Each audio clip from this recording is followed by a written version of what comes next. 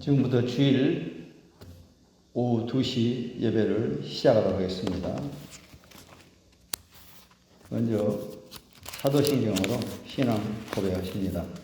전능하사 천지를 만드신 하나님 아버지를 내가 믿사오며 그 외아들 우리 주 예수 그리스도를 믿사오니 이는 성령으로 잉태하사 동정녀 마리아에게 나시고 본디오 빌라도에게 고난을 받으사 십자가에 못 박혀 죽으시고 장사한 지 사흘 만에 죽은 자 가운데서 다시 살아나시며 하늘에 오르사 전능하신 하나님 우편에 앉아 계시다가 저리로서 산자와 죽은 자를 심판하러 오시리라. 성령을 믿사오며 거룩한 공예와 성도가 서로 교통하는 것과 죄를 사하여 주시는 것과 몸이 다시 사는 것과 영원히 사는 것을 믿사옵나이다. 아멘. 찬송가 94장 하십니다.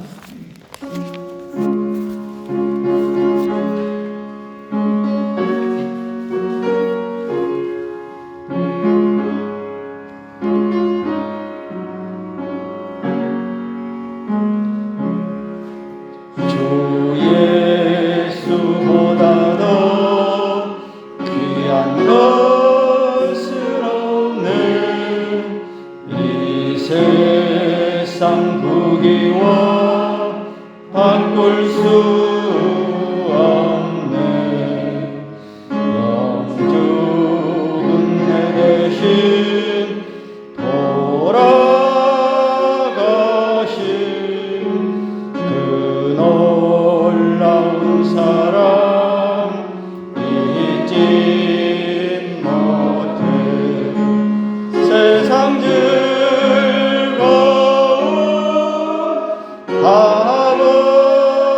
버리고 세상 자랑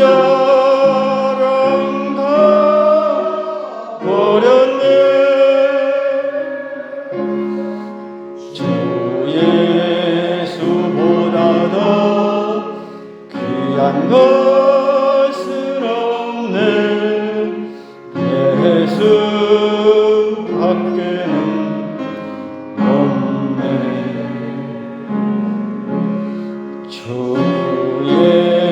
예수보다 더 귀한 것은 없네. 이 세상 명예와 바꿀 수 없네.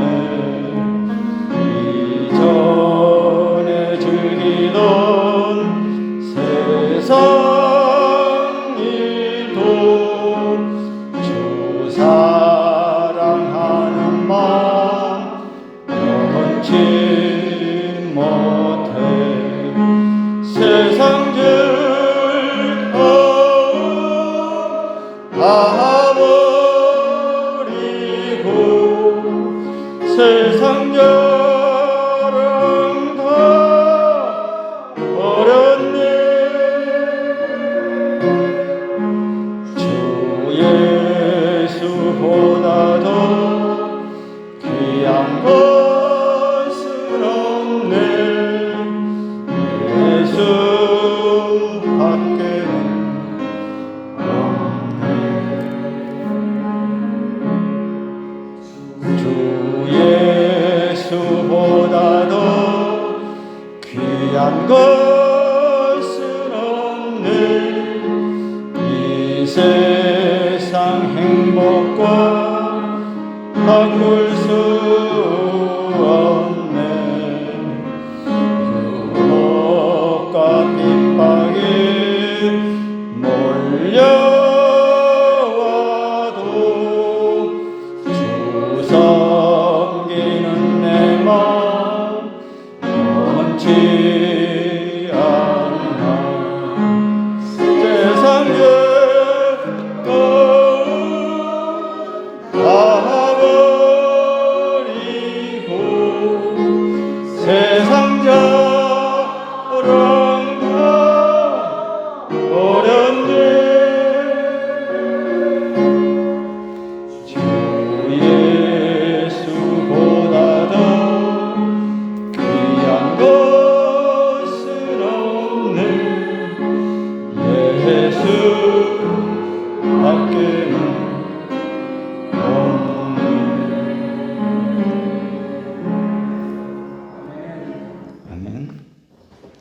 이제 문경화 권사님께서 대표기도 해주시고 성경 말씀을 봉독해 주시겠습니다.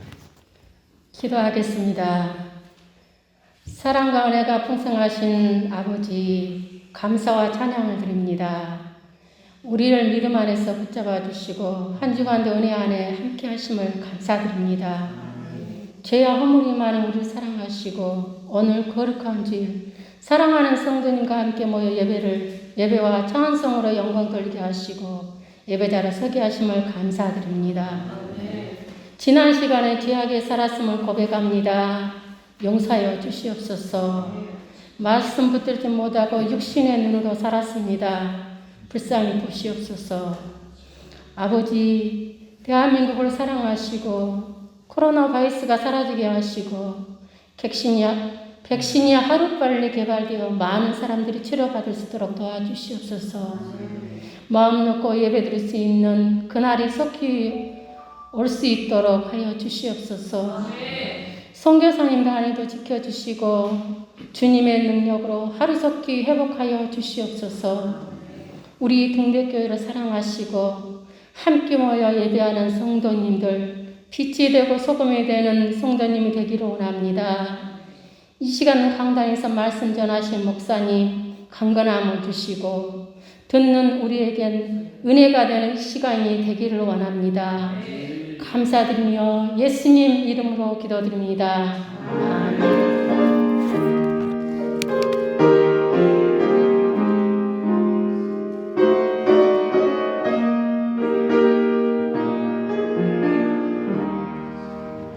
성경 말씀은 다니엘서 10장 1절에서 4절까지이고 17절부터 21절까지입니다. 바사왕 고레스 제3년에 한 일이 벨드사살이라 이름한 다니엘에게 나타나는데 그 일이 참되니 곧 큰 전쟁에 관한 것이라. 다니엘이 그 일을 분명히 알았고 그 환상을 깨달으니라. 그때 나 다니엘이 세 일의 동안을 슬퍼하며 세 일에가 차기까지 좋은 떡을 먹지 아니하며 고기와 포도주를 입에 대지 아니하며 또 기름을 바르지 아니하니라. 첫째 달 24일에 내가 히데겔이라 하는 큰 강가에 있었는데 내 몸에 힘이 없어졌고 호흡이 남지 아니하였사오니 내 주의 이 종이 어찌 능히 내 주와 더불어 말씀할 수 있으리까 하니 또 사람의 모양 같은 것 하나가 나를 만지며 나를 강건하게 하여 이르되 큰 은총을 받은 사람이여 두려워하지 말라. 평안하라. 강건하라. 강건하라. 그가 이같이 내게 말하매 내가 곧 힘이 나서 이르되 내 주께서 나를 강건하게 하셨사오니 말씀하옵소서. 그가 이르되 내가 어찌하여 내게 왔는지 내가 아느냐. 이제 내가 돌아가서 바사 군주와 싸우려니와 내가 나간 후에는 헬라의 군주가 이를 것이라. 오직 내가 먼저 진리의 글에 기록된 것으로 내게 보이리라. 나를 도와서 그들을 대항할 자는 너희의 군주 미가엘 뿐이니라. 오늘 하나님의 말씀 다니엘서입니다. 마스크를 벗고 하겠습니다.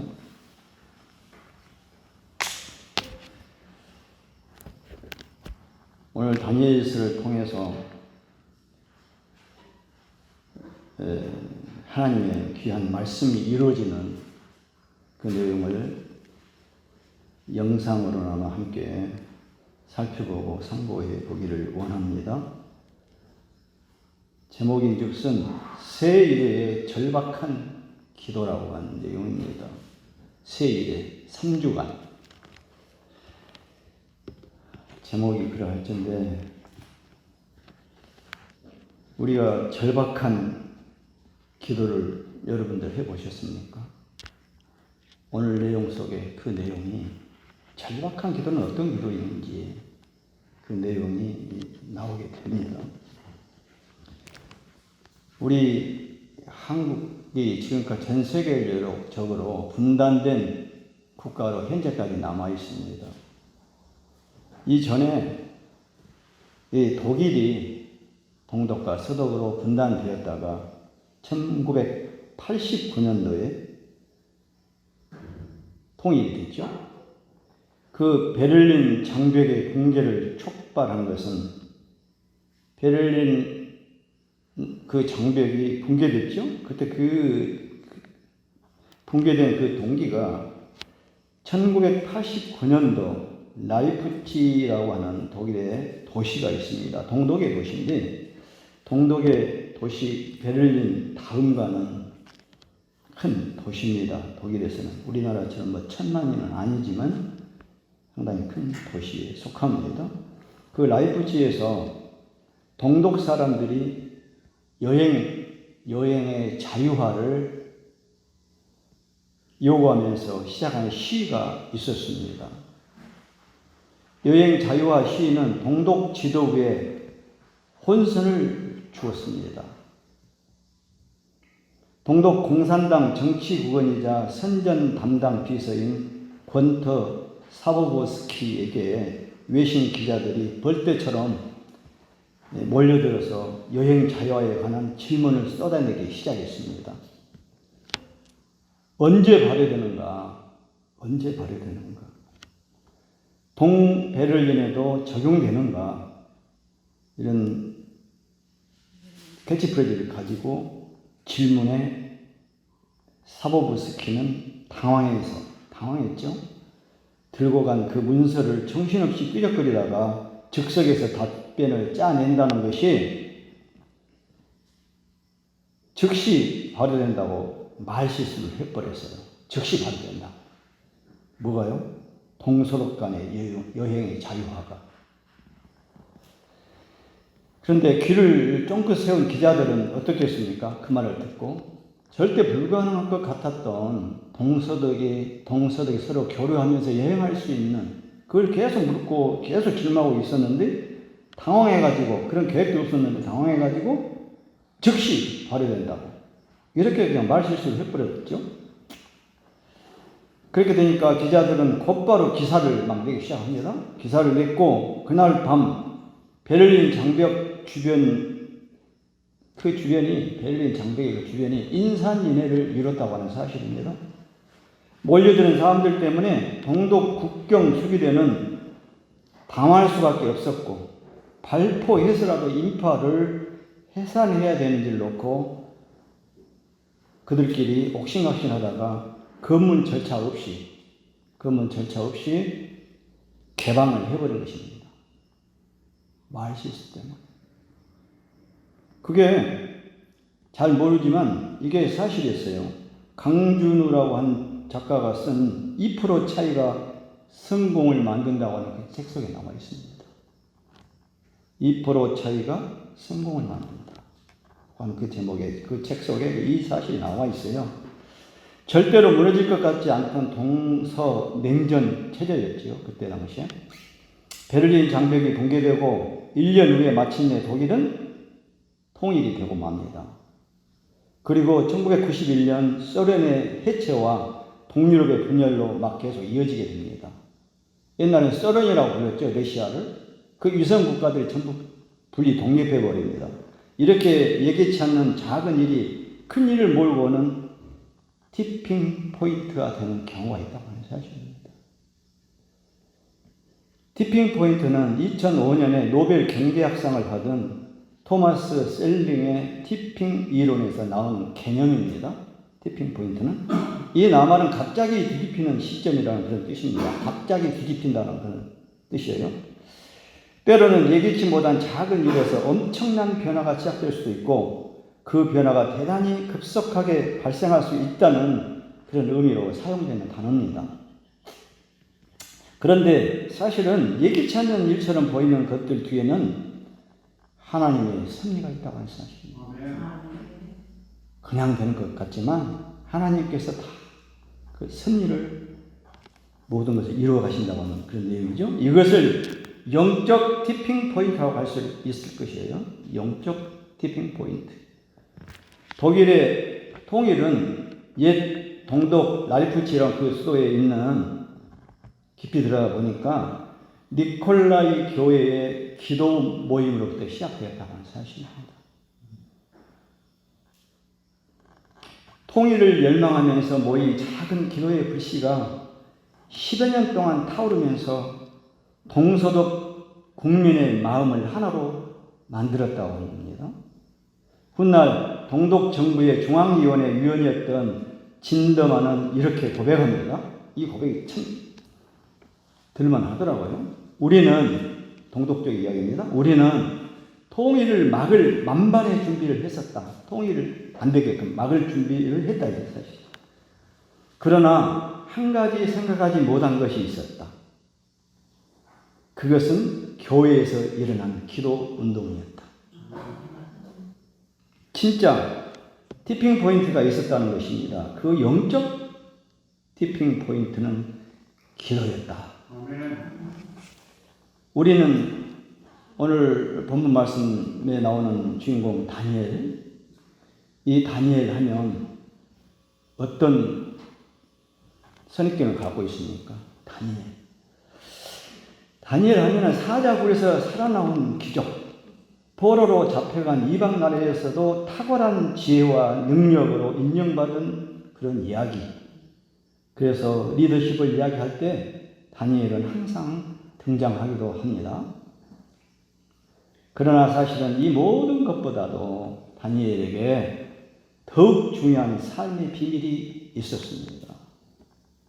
다니엘서를 잘 읽어보기만 하면 우리가 알 수 있는데요. 다니엘서의 상당 부분이 그의 기도 생활을 밝히고 있다고 하는 것입니다. 하나님이 귀하게 쓰신 다니엘의 삶의 이유, 항상 기도로서 티핑 포인트를 만들어가는 능력이 있었기 때문이었습니다. 이 다니엘서 쭉 우리가 보니까 그냥 읽은 사람들 얼마 안 되고 정말 열심히 우리 믿는 성도들은 열심히 읽을 거예요. 늘 본이 되는 그 성경 말씀 구약 중에서도 가장 우리가 즐겨보는 다니엘서죠. 시편도 중요하지만 다니엘서. 그 다니엘서 보면 1장을 쭉 보니까 어떻게 시작하냐면 유다왕 여호야김이 다스린 지 3년째 되던 해에 유다왕 여호야김이 다스린 지 3년째 되던 해에 바빌론 왕 느부갓네살이 예루살렘에 전쟁을 선포하고 도성을 포위해서 주께서는 유다왕 여호야김과 하나님의 성전 비품 일부를 느부갓네살의 손에 넘기고 있는 내용이 나옵니다. 그는 왕을 포로로 잡아가면서 비품도 함께 챙겨 또 그리고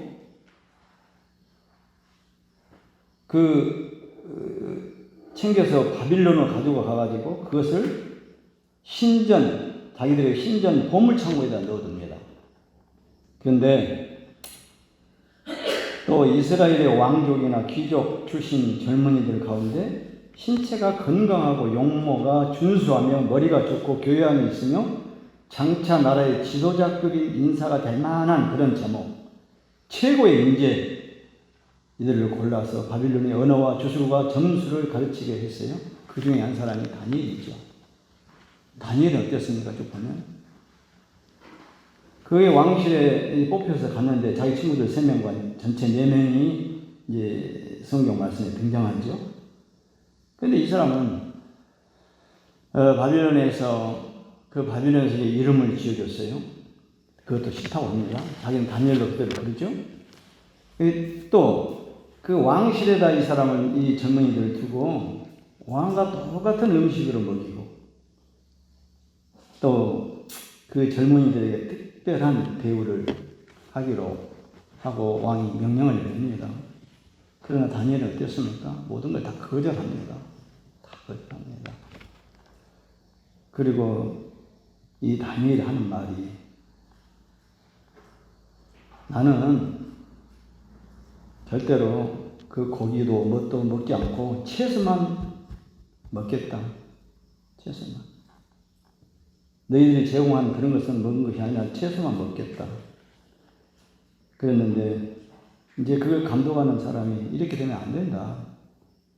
왕의 명령을 거부한 것이기 때문에 안 된다. 이렇게 하니까 이 다니엘은 어땠습니까?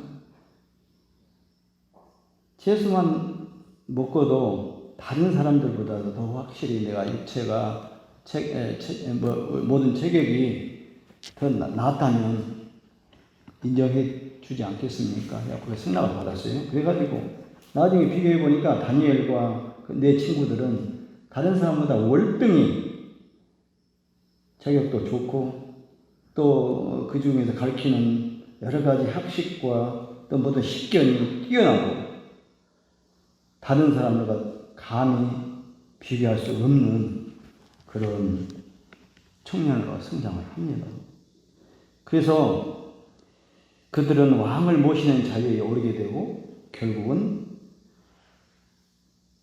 이 그날에 가르치고 있는 여러 가지 모든 꿈을 해석하고 주술하고 있는 모든 것을 이 사람이 다른 사람들보다 월등하게 다 배워냅니다.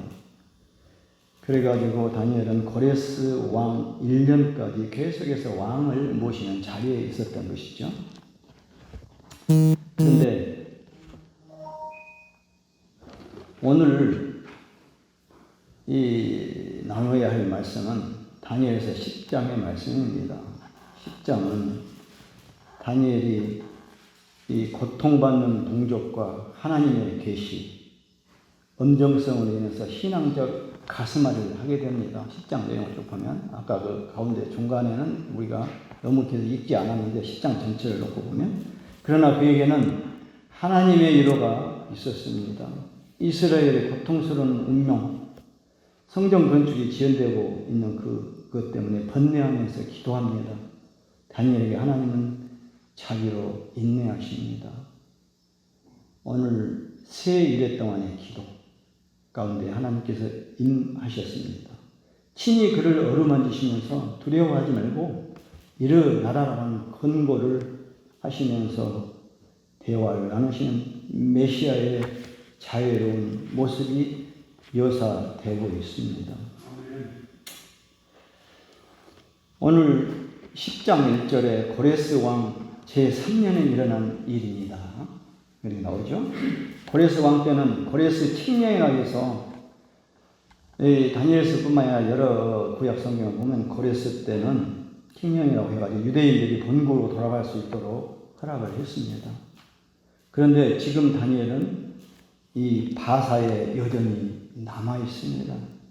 다니엘은 가지 않은 이유를 나이가 많아서 그랬을 것이라고 추측을 하기도 합니다. 이때 나이가 이 사람이 많았어요. 다니엘의 나이는 그때 포로 잡혀가 이제 70년이 지나고 약 85세가 되었을 때입니다. 그러나 더 중요한 이유는 다니엘은 그 사회에서 영향력이 있었기에 뒤에서 든든히 봐주면서 무엇보다 기도의 사명이 주어졌기 때문에 남아 있을 것으로 생각이 듭니다. 그는 노력했지만 더욱더 깊고 강력한 중보 기도로 이스라엘을 돕고 있었다고 하는 사실입니다. 당시 예루살렘으로 돌아간 사람들은 다시 성전을 회복하고 정착하기 위해서 열심히 조국 재건에 힘을 썼습니다. 무엇보다 터를 닦고 성전의 기초를 쌓았습니다. 그러나 갑자기 이 모든 것이 중단되었어요. 그 후로 약 15년간 그들은 아무것도 하지 않고 세월을 보내고 맙니다. 성전 재건의 꿈은 막상 3년이 지나면서 현실의 난관에 부딪히자 허물어지게 되었고 외부 세력의 방해와 음해도 있었지만 더 심각한 것은 내적으로 그들의 내적으로 지치고 또 와해되고 있는 것입니다. 우리는 지금 코로나 시대를 맞고 있습니다. 상상할 수 없었던 전염병이 우리보다 훨씬 더 살고 가신 우리 윗세대들도 이런 것은 경험하지 못했다고 이야기합니다. 전 세계적으로도. 이러다가 우리 내적으로 잘못하면 와해되고 맙니다. 우리 모든 경제 질서, 정치 질서, 우리 모든 백성, 하나님의 자녀들은 잘 주시하면서 우리 스스로 결단하고 하나님께 기도 드려야 될 줄로 믿습니다. 이렇게 고레스 3년째라는 시점에서 하나님은 다니엘을 통해서 기도를 시작하게 하십니다. 그리고 1절에서 다니엘은 한 메시지를 깨달았습니다. 1절. 그 일이 참되니 큰 전쟁에 관한 것이라고 말합니다. 1절에서.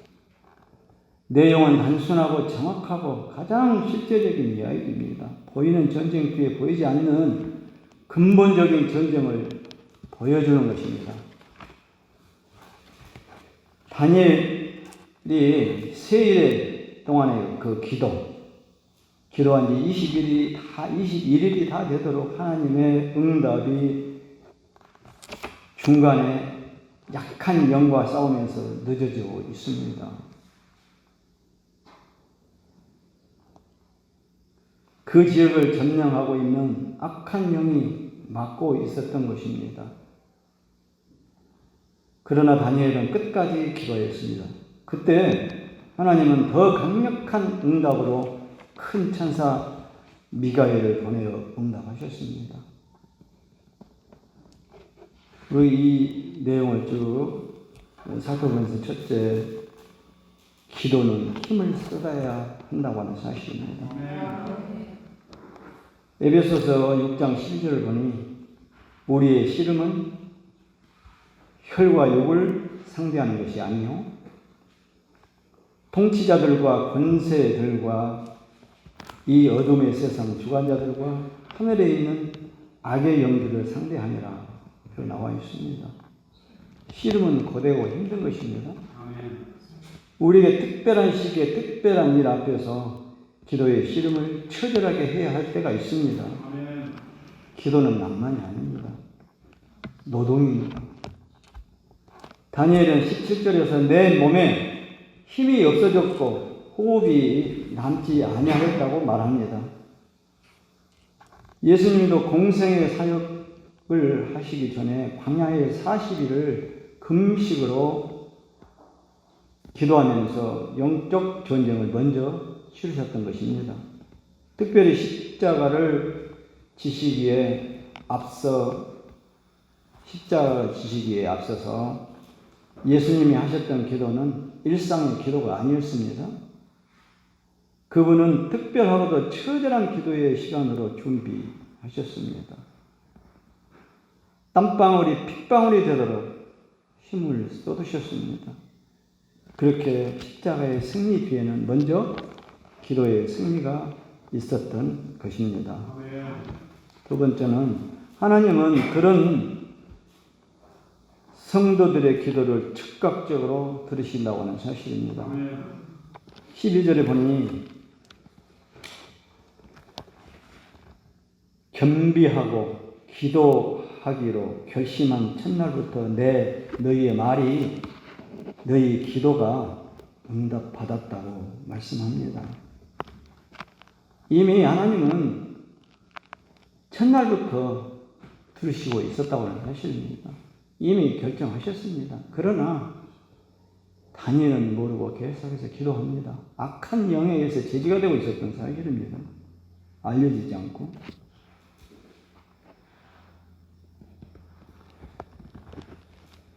간절히 기도한 첫날에 이미 하나님은 기도를 들으시고 첫날부터 응답을 해 주셨다고 하는 것이죠. 혹시 여러분들은 씨름한 구경을 보셨죠? 씨름한 것을 구경해 보셨죠? 어디를 잡고 씨름합니까? 삿발을 잡고 하죠. 그 사람들 이야기를 들으면 저는 씨름을 그렇게는 해보지 못했습니다만 저는 유도는 꽤 많이 해봐서 유도도 삿발하고는 다르지만 여기 어깨에서 잡습니다. 씨름한 사람들도 이야기를 들어보면 그런데 유도도 마찬가지입니다. 삿발을 잡을 때 전혀 힘을 쓰지 않는 것처럼 보입니다. 우리가 보기에는. 그런데 삿발을 잡는 그 사람들은 상대의 힘이, 그 상대방의 그 힘이 그 잡는 그 손을 통해서 딱 전달이 됩니다. 이 사람이 어떻게 지금 나를 하고 있을까? 잡고는 있지만, 모르지만 그 사람의 모든 기운과 그 사람의 그 술수라든가 그 모든 것을 느낄 수가 있습니다. 근육질이라든가 이런 것들을. 그런데 기도는 육체적인 그 에너지, 정신적인 그 에너지, 그리고 그것보다도 더 한 단계 위에 영적인 에너지를 집중해서 어둠의 세력과 맞짱을 뜨는 전투라고 하는 사실입니다. 이것이 바로 절박한 기도라고 하는 것이죠. 의례적으로 하는 기도도 많이 있습니다. 의례적인 기도는 전혀 아니라고 하는 것이 아니라 정말 간절한, 나의 간절한 소망을 가지고 그 절박한 기도를 해야 된다고 하는 것입니다. 아까 서두에도 제가 말씀을 드렸습니다만 전 세계적으로 분단된 나라는 우리나라뿐입니다. 같은 민족의 한 핏줄을 받은 이 나라, 크지도 않는 이 나라, 두 동강이 나서 그 중에서도 가장 우리가 뉴스를 보면서 안타까운 것은 정치인들입니다. 가끔 정치 이야기 제가 합니다만 당연히 둘러나가 좋은 것은, 건설적인 것은 받아들이고 잘못된 것은 비판하면서도 시정하고 하는 것이 원래 정치인데, 완벽하게 둘러 나뉘어져서 통일로 가는 한 발자국의 발도 내딜 수 없을 정도, 숨막힐 정도 이 정치인들 보면 한심합니다. 그 사람들이 정말로 우리가 말하고 있는 이 말처럼 절박하게 통일을 원하고 있는 것인지, 절박한 기도를 해받는 것인지 안타까울 때가 너무 많습니다. 그래서 우리는 기도할 때는 컨디션을 잘 조절을 해야 된다고 하는 사실입니다. 하루 중 비는 시간에 기도하는 것도 좋습니다만 그것보다는 더 가장 컨디션이 좋은 시간을 기도의 시간으로 떼어놓는 것이 우리 습관이 되어야 됩니다. 전 세계적으로 한국인처럼 새벽 기도를 공식적으로 열심히 하는 나라도 드물다고 합니다. 거의 없다고들 말을 해요. 우리나라의 가장 기독인들의 정말 장기이자 자랑할 만한 것은 새벽 기도라고 하는 사실입니다. 그때는 모든 걸 집중할 수가 있습니다. 맑은 정신에 내가 그동안에 소원했던 것, 또 주변에 나의 가족들, 더 나아가서 이 나라 이민족, 아까 제가 말씀드렸던 통일을 두고 간절한 그 기도, 아주 맑은 정신으로 가장 좋은 시간에 기도해 보는 그런 경험을 가지시기를 간절히 바랍니다. 사탄은 기도의 응답을 방해합니다. 하나님은 응답하기를 기뻐하시고 사탄은 그 응답을 방해하는 것을 기뻐한다고 합니다. 13절에서도 쭉 보니까 13절의 성경은 바사 왕국의 군주가 20일 동안 나를 막았다고 합니다. 여기서 말하는 바사 왕국 군주는 사람이 아니라 세상 땅과 군주 뒤에서 지배하는 진짜 군주, 즉 그 지역을 지키고 담당하는 사탄의 수하로서 악한 영을 말하고 있는 것입니다. 악한 영. 그렇다면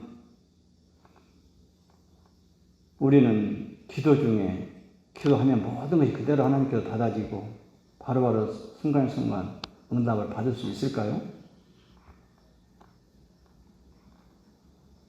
기도하다가 이미 하나님은 다 듣고 계시지만 지쳐서 포기하고 에이 기도해도 별 응답이 없어 포기하고 말 때가 너무도 많습니다. 또 의례적으로 기도할 때도 많습니다. 의례적이라고 하는 게 나쁘다는 건 아닙니다. 때가 되면 또 응답이 되니까. 그러나 그 사탄의 공격과 방해에 우리가 절대로 넘어가서는 안 된다고 하는 것입니다. 하나님은 그 기도에 새 힘을 주십니다. 하나님은 다니엘의 계속된 기도에 천사장 중에 하나인 미가엘을 보냅니다. 오늘 말씀을 보면. 그리고 21일째에 드디어 응답이 도착합니다.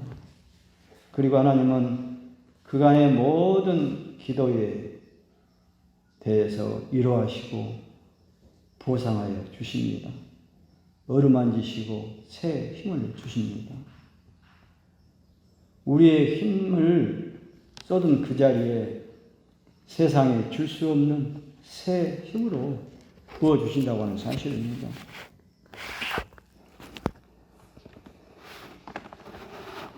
또 다섯 번째 우리가 또 볼 것은 말씀과 능력으로 응답을 하십니다. 오늘 마지막 다니엘서 10장 21절 보니 오직 내가 먼저 진리의 글에 기록된 것으로 너희에게 보이리라. 나를 도와서 그들을 대항할 자는 너희의 군주 미가엘 뿐이니라. 하나님은 먼저 말씀을 응답하십니다. 여러분의 기도 중에 최고의 기도가 무엇인지 아시겠습니까? 말씀으로 기도하고 말씀으로 응답받는 것입니다. 그리고 실제적인 힘과 능력은 미가엘을 보내서 사단이 맡고 있는 것들을 열게 했다고 하십니다. 하나님은 이스라엘의 재건을 위해서 어려운 상황 속에서 외적인 침략과 더 어려웠던 내적인 분열과 어려움의 3년차의 다니엘을 통해서 중보 기도의 영적 전쟁을 하게 하시고 기도를 통해서 재건의 길, 승리의 길을 열어주시는 것을 우리가 볼 수가 있습니다. 어떤 교회가 강건한 교회입니까? 기도하는 교회입니다. 각자 기도도 중요하지만 특별히 주님의 교회에 기도 소리가 끊이지 않는 교회, 목회자로부터 시작해서 모든 직분자들의 그 기도로 서 있는 교회, 교회의 주인은 하나님이시지만 교회를 위하여 싸우시는 분도 하나님이시기 때문에 우리는 그 하나님을 붙들어야 합니다. 그때 우리의 소망은 무너지지 않고 주의 영광을 보고 축복을 누릴 수 있다고 하는 사실입니다. 나는 예수님의 피값으로 산 우리 이 등대 교회를 어떻게 더욱 사랑할 수 있을까요? 방금 결론적으로 말씀드렸던 것처럼 기도 소리가 끊이지 않는 교회의 일원으로서 지속적으로 중보 기도하는 그런 나로 바로 세워가는 것이 바로 이 교회를 사랑하는 성도가 될 것이라고 믿습니다. 아멘. 다 같이 기도하시겠습니다.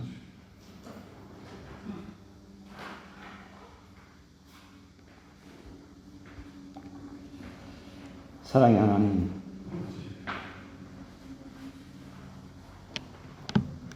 오늘 말씀 중에 다니엘 10장 19절 말씀을 다시 한번 봅니다. 이르되 큰 은총을 받은 사람이여 두려워하지 말라. 평안하라. 강건하라. 그가 이같이 내게 말하매 내가 곧 힘이 나서 이르되 내 주께서 나를 강건하게 하셨사오니 말씀하옵소서. 하나님은 참 신기하고 놀라운 분이십니다.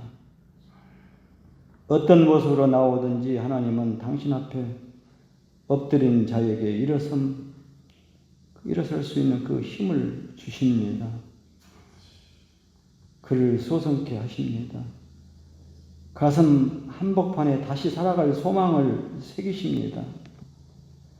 그러니 기도할 힘조차 없을지라도 하나님 앞에서 십자가 앞에서 교회 예배당에서 엎드려 기도하는 성도들이 되게 하여 주시옵소서. 그러면 하나님이 무너진 삶을 회복시키시고 힘을 주실 줄 믿습니다.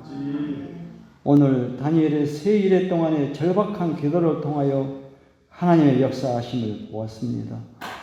매일매일 말씀 앞에 엎드려 게을렀던 기도 생활을 돌아보고 시대를 직시하고 우리의 기도가 다니엘처럼 간절하고 절박한 기도가 되게 하여 주시옵소서. 현대 시대 상황을 보면서 우리 기독인들이 간절히 기도하게 하여 주시옵소서. 등대 교회 성도들이 그렇게 되기를 원합니다. 하나님, 또한 겟셋만의 동산의 주님처럼 힘쓰고 애써 더욱이 간절히 기도하게 하여 주시옵소서.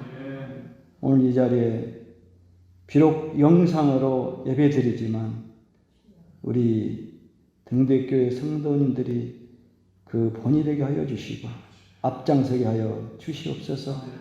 그리하여 이 어려운 이 전염병으로 무질서한 세계의 그 모든 질서들이 바로잡혀지게 하여 주시고 그 불길을 등대교회가 감당케 도와주옵소서. 그렇게 해 주실 예수 그리스도 이름으로 간절히 기도드립니다. 찬송가 369장 아쉽고 축도로 마치겠습니다.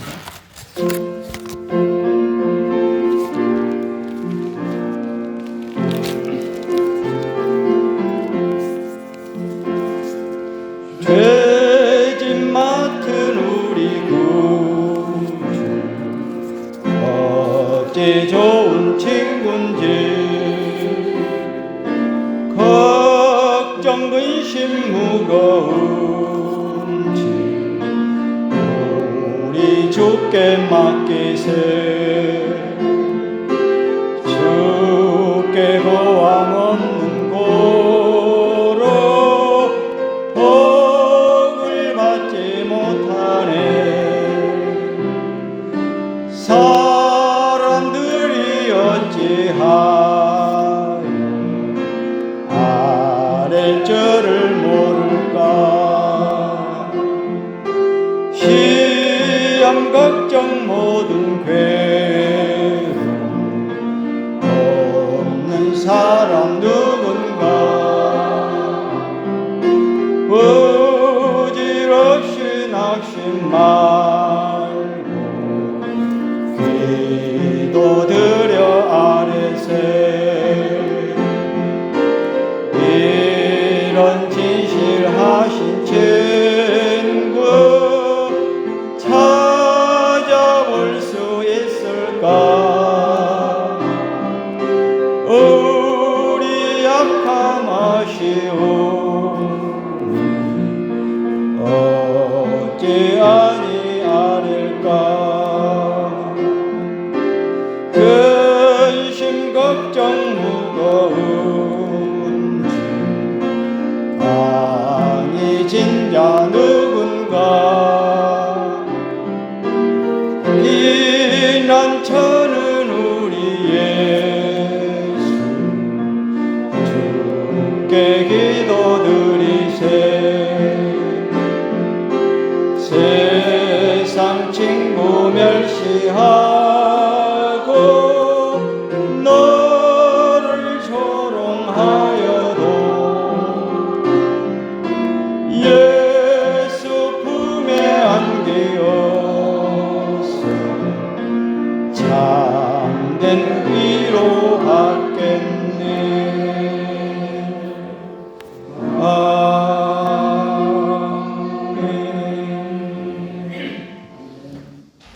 축도하겠습니다. 지금은 우리 주 예수 그리스도의 은혜와 지극하신 아버지 하나님의 사랑하심과 성령님의 감동 감화 교통하심이 오늘 다 다니엘의 그 기도를 보고 다짐하면 이 나라 이 민족과 또 이 시대의 상황에 비추어 기도하기를 작정하는 하나님의 귀한 권석들과 등대교회 모든 성도님들과 등대교회에서 파송한 선교사님들과 후원한 그 선교사님들 그들의 머리 위에 그리고 이 나라 이 민족 위에 영원토록 함께 계실지어다. 아멘.